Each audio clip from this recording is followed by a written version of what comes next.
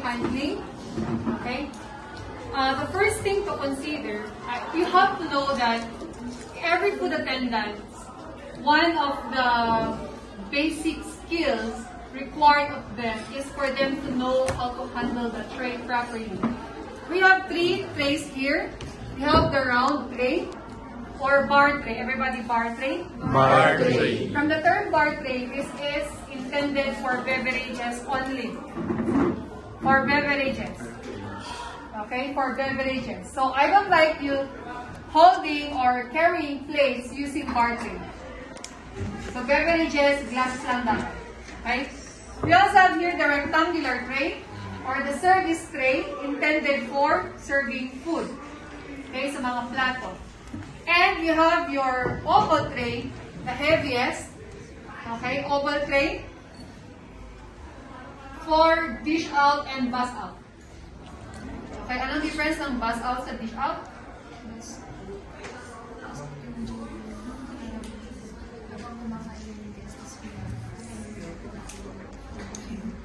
Habang kumakain yung guess mo yung plato? After. So, bus out means soiled. Soiled plates. Okay, so dish out is you're going to bring out the dishes from the kitchen out para serve. Okay? Pero dapat, of course, dalawang separate na tray. One for dish out, one for bus out. Okay? So, one thing to consider when holding your tray is, of course, safety. Always safety first. Okay?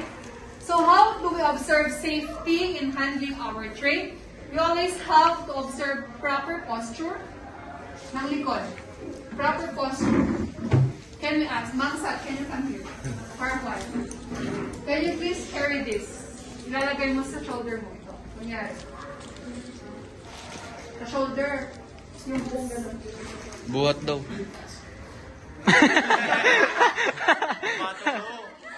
Patong mo. Mabigat yan. Labang nga. Bigyan natin ng weight. Hala ka. Si Ate na. Carry that.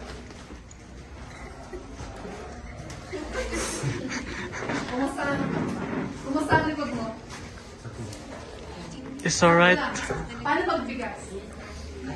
How do you carry half sack of rice, 35 kilos, from the floor?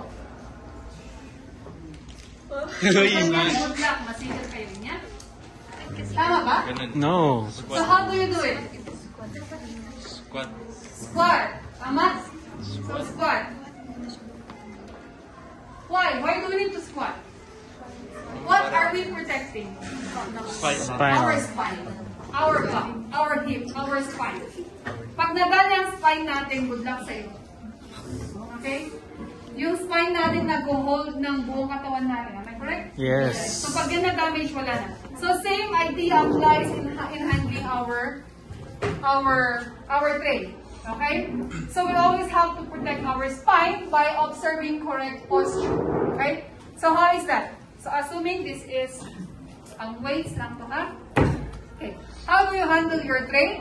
Okay, of course, correct posture sa likod. Stomach in. Stomach in. Tapos, naka-level yung shoulder natin. Gumagano. Ganyan. Tapos, Sorry. tray muna bago lagyan ng ilagay yung mga baso. Can I have glasses? Para mas makatotohanan. Hindi yung you put the glasses here and then you're going to balance. Chest in. No. Okay? Goblet. Iba. Yan, goblet pa.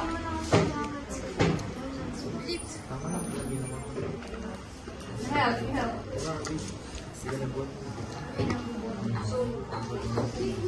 Okay, assuming I came from the bar.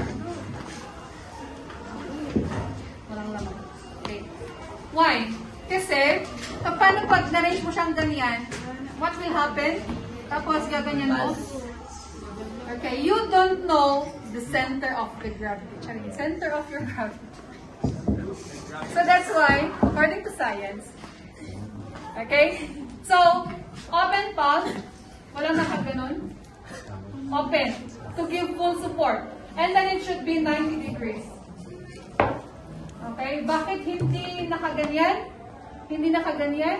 Or nakaganyan? Or nakaganyan? Kasi ba? Sabi ko Again, sa'yo eh. imagine pag ganyan, Hindi ka sunog-sunog ng baso. Sa drawing. Again, what I'm teaching is the basic. Observe safety.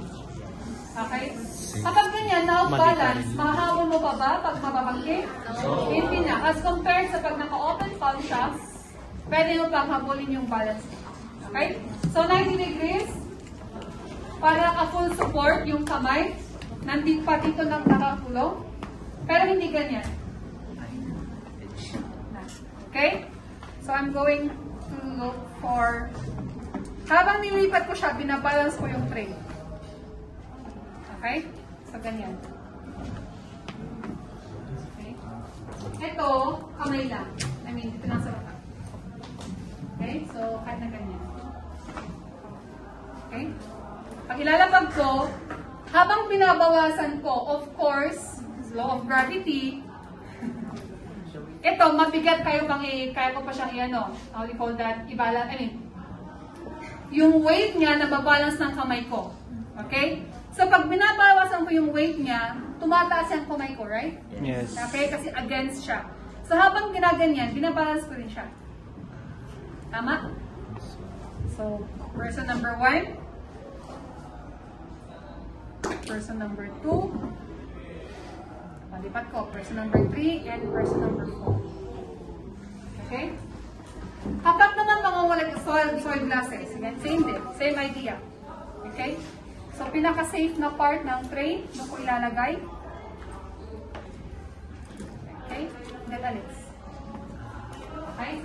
Now, what if rectangular? Can I have plates? 2 plates and 1 soup cup. Ayan.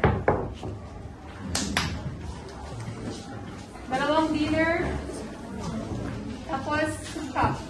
Or isang dinner, soup cup with underliner. Buging na. Ito nga, ano na, ayoko. Ay, muna ako. Ikaw? Pwede pang i-pass ko.